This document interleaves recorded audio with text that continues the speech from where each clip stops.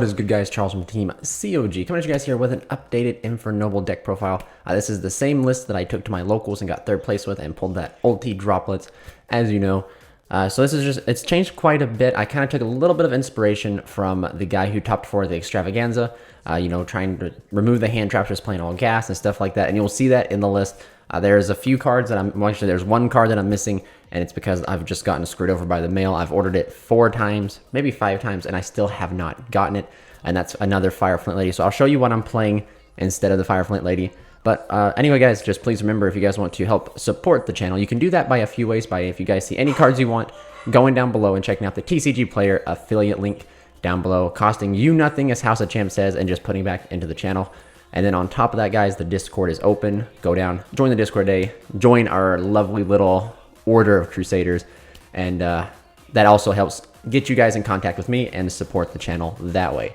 Also, it's very nice to mention that if you guys want to really help support the channel, the best way to do that is become a member. Hit that blue join button or check the link down in the description below.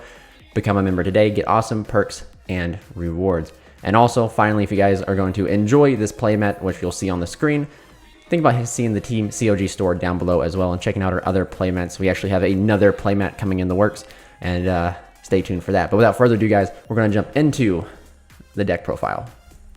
So to start out here, guys, you're rocking like 40 main deck, 15 extra, of course. But to start out, we are rocking triple Renaud. Like, this is like by far one of the best cards in the deck. I cannot understand why people would play less than this card.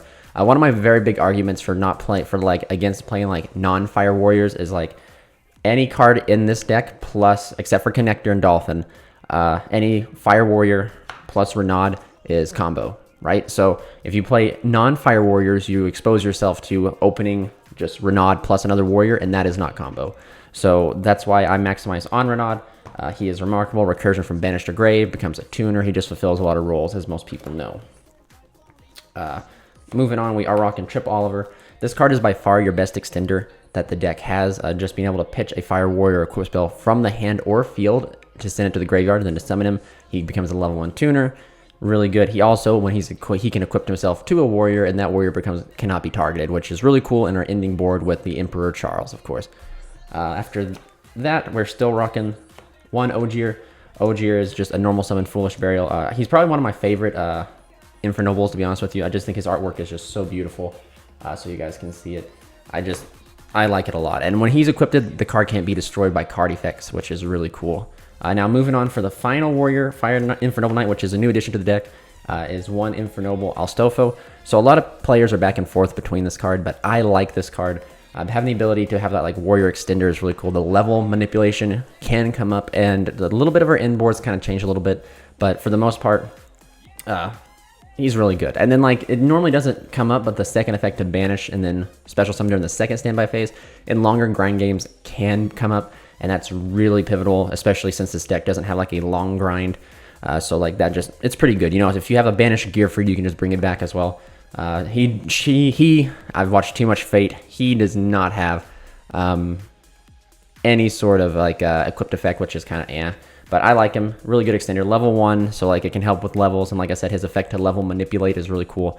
So he sometimes can help fulfill those awkward levels that you need because like your play line was disrupted or something like that. So yep, that is it for the Infernobles. We're now playing a total of 8 of them instead of like the normal 7, which I think 8 is fine. Astolfo is just one of the tuner extenders that were, or not, I wish he was a tuner. He's just one of the Fire Warrior extenders we're playing that is not a hand trap, because this card plus a few other cards would replace a hand trap. But anyway, moving on, triple red layer. This card is just phenomenal, guys. Being able to like special this and then like force certain cards, you know, special attack, you can like force certain cards, you know, proc some things. Definitely really good. It's a starter, etc. You can add itself back, which will come up. And then the combo off with the red layer is 2 Flint Lady. So Flint Lady here should be at 3. That's one of the cards I'm missing. You should play 3/3. I've always done 3/2, but I decided to cut out a hand trap for Astolfo, a Flint Lady, and a Shade Brigandine, but my Flint Lady is not here yet, so I am playing an additional DDR to kind of like fulfill that. It doesn't do the same thing that a third Flint Lady would do, because there were some hands yesterday that were very weak. I'd open like Renaud plus DDR, and that DDR had a 50-50 chance of being a Flint Lady if I had Flint Lady, and that would allow me to combo off and not have my hand be so fragile. But At the end of the day, it is what it is. But these are just really good extenders and like starters. Well, I say Red Layer is a starter because he's the first thing you do. You start your turn by special summoning him, so in a sense, he is a starter. But Flint Lady is definitely an extender. You always fire off the Flint Lady to be able to extend or keep resources on the field to combo off like different combo routes. Because like the standard combo with this deck is like you just 2 warriors get you there. If you have an extra body on field, you have the ability to give Charles like a Roland pop, which is really cool. And let's be honest, Charles plus Roland is just like destructive in its own self, pun intended. For one of the final Fire Warriors, we are rocking one Gimba. Again, I choose this to play over the. I play this over like Arborea, Plague Spreader and stuff because it is a warrior and it's a fire. So again, worst case scenarios, if these are the 2 cards you open, when you normal summon this, you still have combo because you can special this. However, if this was Arborea, Armageddonite, if this was, you know, name a plethora of warrior cards that you have, this is not combo. However, Gimba plus this is combo. And I know that doesn't come up often, but let's be honest, it can come up, and that is, we're here about statistics and trying to get as far as we can and not lose to math, you know? Because if it's going to happen, it's going to happen to me. It might be like a 5% chance for you guys, but it's like a 90% chance for me. But moving on, we are rocking 2 Gear Freeds. I played this at 1, played it at 3. I'm on the 2 because 2 seems to be the right number. 1's too little, 3's too many. So this right here, it's very searchable, very accessible in the deck, but sometimes you just need to hard open it, and that's what you have the ability to do by playing it at 2. And I have no complaints with it. Gear Freed alone can just win you games, guys. Moving on, for the best normal summon in the deck that is not a warrior, a fire warrior, is Neospace Connector, plus his partner in crime, Dolphin. So hands down, best normal summon in the deck. Having the ability to look at the opponent's hand, adjust your plays, rip cards, like it's too good. Not much more can be said. Like this right here allows you to rip hand traps, and like people, I've had someone legit ask me, what happens if you don't have any hand traps? Well, you just rip combo pieces. Like you can like bring cards back, and then you can bring, well, I mean, you can bring Dolphin back, and then like later in the combo when like you have like Charles or something out, and then you can rip those like higher attack cards in their hand, and it's pretty easy. But like Dolphin or like Connector plus like Ogier plus a discard is like a Herald before your 5th summon. So like even if you see like the Rock in their hand, like if you open like those 3 cards or like some sort of iteration of those cards, you're going to be able to stop the Rock. So it doesn't matter if you can't rip it out anyway. Fun fact for those who are still learning Infernoble combos. Moving on, for the final 2 monsters, Colt Wing, Despot. You're going to see these guys in your hand. This guy is an absolute brick. However, you can combo with him. Like if people believe like you open Colt, you can't combo. That is not true. Your combos are a little bit weaker and a little bit more awkward, but once you learn those combos, you're going to be a little bit better, you know? So definitely practice opening Colt and combo that way. That's the only way I can tell you guys. You can play Armageddonite and Plague Spirit to put this back, but I don't agree with, to each their own. If you want to play that, play it. Not my cup of tea. You can combo just as fine without Colt Wing. Just understand the awkward lines you have to go through if you open Colt. And then Despot, the best tuner. I've actually had this guy at the tournament. If you guys saw the episode of Local Crusade, I got this thing DD crowed, and I opened the DDR, so I just brought it back and still went combo, which was really cool. That is it for monsters. Moving on for the spells, we are here on Triple Heritage of the Chalice. I mean, let's really be honest. It searches a Noble Knight or Noble Arms. If a Noble Knight you control is destroyed by battle, you can add this back, which doesn't come up a lot, but sometimes it can, especially when they beat over Charles. Like, always remember to check this because this is an additional resource you can get back to extend into an opponent's board that they just built up while breaking yours. And, yeah. Moving on, Triple Durandal. This is another search card, really consistent. These 6 cards, Heritage and Durandal, why the deck is so consistent. Search level 5 or lower Fire Warrior. Not much more can be said. And then we are playing 2 DDR. I would normally just play 1, but this right here should be a Fire Flint Lady, but this was probably the best ratio to go for, to be honest with you. You could potentially still play 2 DDR and cut Monster Reborn, but I like Monster Reborn just being able to flat activate it versus having to like have a little bit of setup with different DDR, but it's entirely up to you.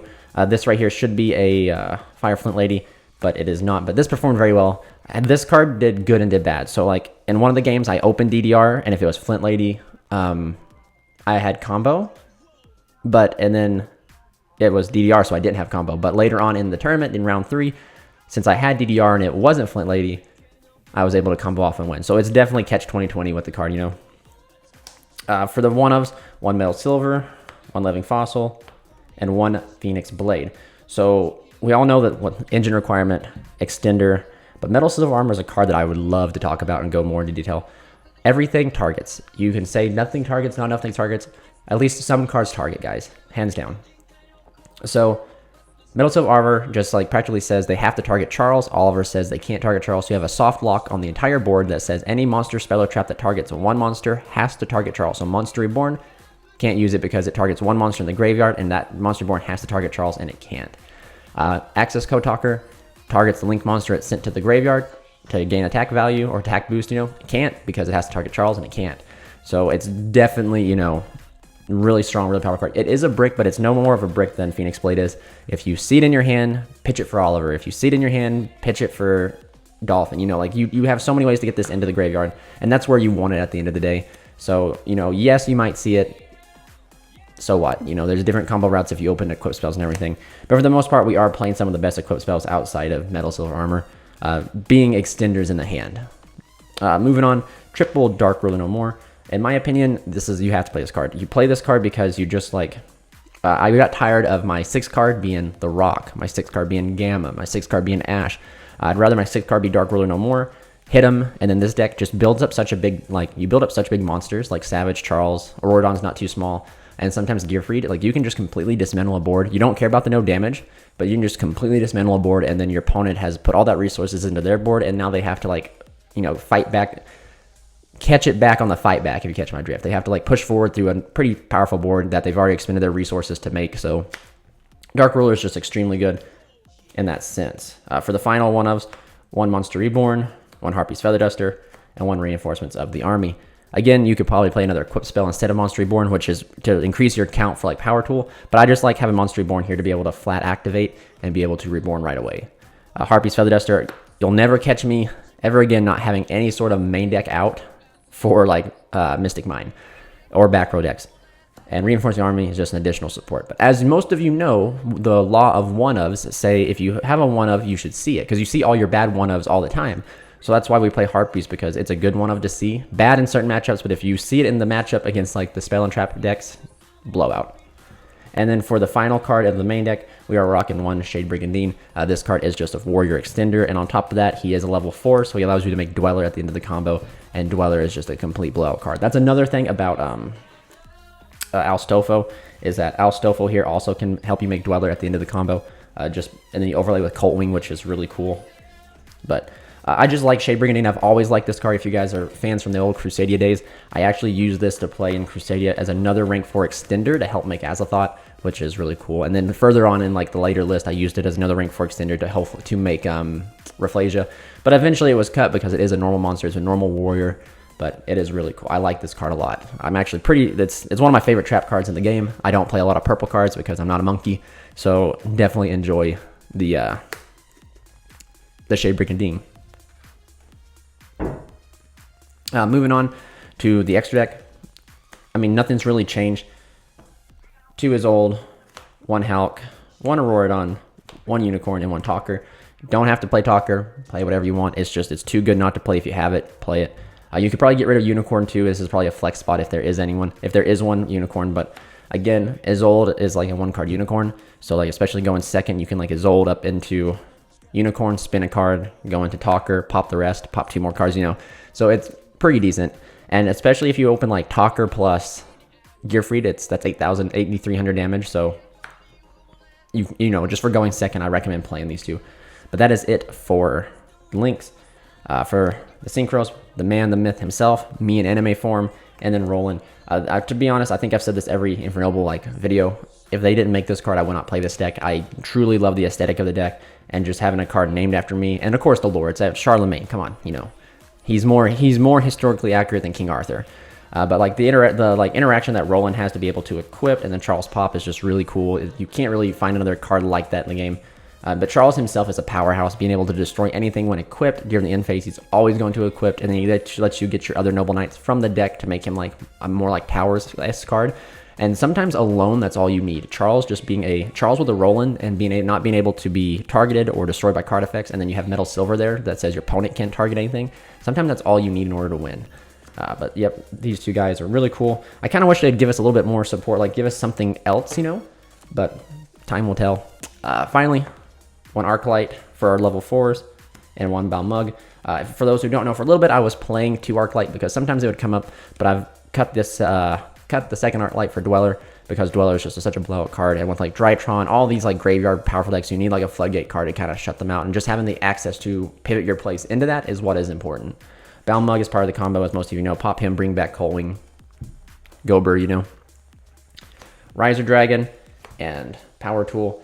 Riser Dragon is actually pretty cool. If you do get hand trapped, so this is how it came up, like pretty interesting. If your Hulk gets stopped and you have like Dolphin on the field, or just like, you know, like any level 3 or even a level 4, to be honest with you, you can tag out Hulk into Riser and adjust your level, and then Synchro into Savage. So like you do get a negate, or you could even Synchro into Charles, but I wouldn't do Charles because he doesn't do anything. Savage at least gives you a negate, but that's pretty cool. Power Tool here is just for the Power Tool combo. You just use it to search Durandal, search your missing pieces. Sometimes, depending on the hand, you won't summon out Oliver in your combo. You'll just send like Metal Silver or Phoenix for Gimba. So then like on the Power Tool, you can reveal like the 2 DDR and Living Fossil and grab one. That came up in this list for sure. Or like sometimes you just reveal 3 Durandal and you just get one for sure. But finally, for the last 2 level 8s is Savage and Omega. I think you have to play Omega. The deck can easily make Omega. You see the hand with Dolphin. You see they have Dark Ruler no more. You see they have Droplets. You can't rip those with Dolphin, so you'd rather have the chance to rip them with Omega than not have the chance at all. And then, of course, Savage is one of our ending boards or final pieces to the puzzle to give us that other initial negate at the very end. Savage and Charles is actually pretty high pressure. I'm not going to lie. You have 2 35, over 3,000 beat sticks. One's a negate, one's a pop. These 2 alone can just win games. And that really like supports the theory of like you don't need infinite negates to win the game. You just need like 2 or 3 very well timed or very powerful interactions, and you can win. But for the final card, one Dweller. I wanted to play Dweller because it is a Floodgate-like card, and you want to have the ability to shut off Graveyard. Like you just need to do it, especially in today's format with Eldritch, Drytron, etc. Like you just need to have that. Tri-Brigade, well, I don't think Tri-Brigade. Yeah, Tri-Brigade, yeah, that's right. Tri-Brigade to activate in the graveyard. I was thinking the banish stuff, but their effects when they're sent to graveyard. So Driller's just really good in that sense because it'll really slow down those decks. And sometimes, like, even if your best board is like Charles Herald Savage, and if your opponent opens the nuts, like sometimes the nuts can break that. So you just want to maybe do like Charles Herald or Charles Savage Dweller, and then like those graveyard decks like Eldritch, I just mentioned, you know, like Tri-Brigade, they can't break it. So that's what's really important. And especially since like if they try to move to battle phase to solve the Dweller, Charles can protect Dweller by using Roland during the battle phase to pop. So it's definitely really important there. But yep, that is it, guys. That is it from my deck list. Stay tuned for a test hand video coming up. I hope to start live streaming here again frequently. Just still getting things moved in. But again, guys, thank you guys so much for watching. This is Charles from Team COG signing out.